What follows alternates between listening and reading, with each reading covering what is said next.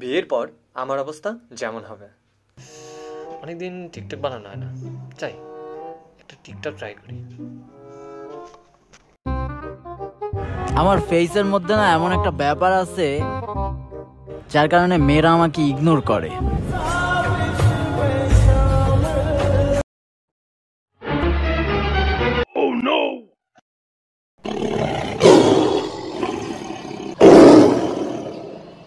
খাইছে রে, এ তো দেই দরজার সামনে, আজকে আমি শেষ।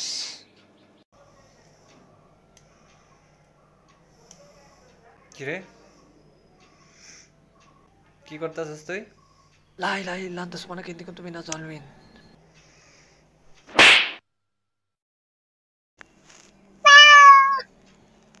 বিশ্বাস করে সুমাইয়া, আমি টিকটকে ভিডিও বানাচ্ছিলাম।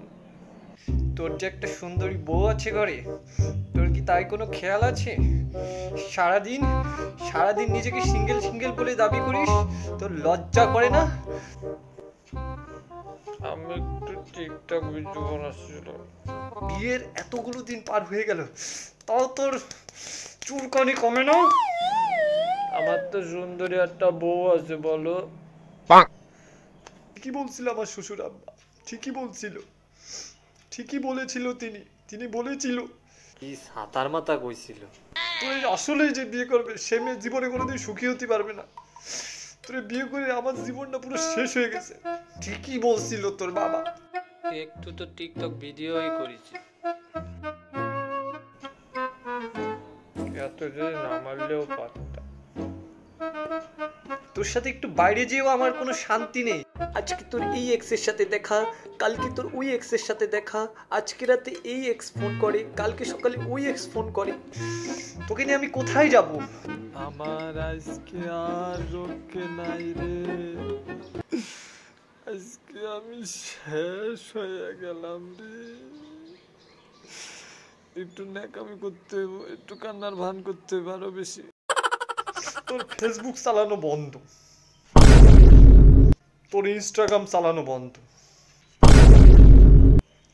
তোর টিকটক চালানো বন্ধ, তোর মোবাইল চালানোই বন্ধ।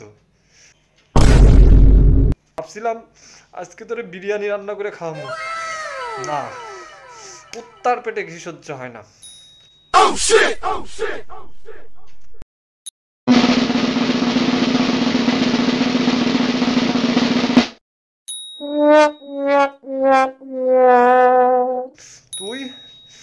তুই আজকে রানবি, আমি বৈশা বৈশা খাবো।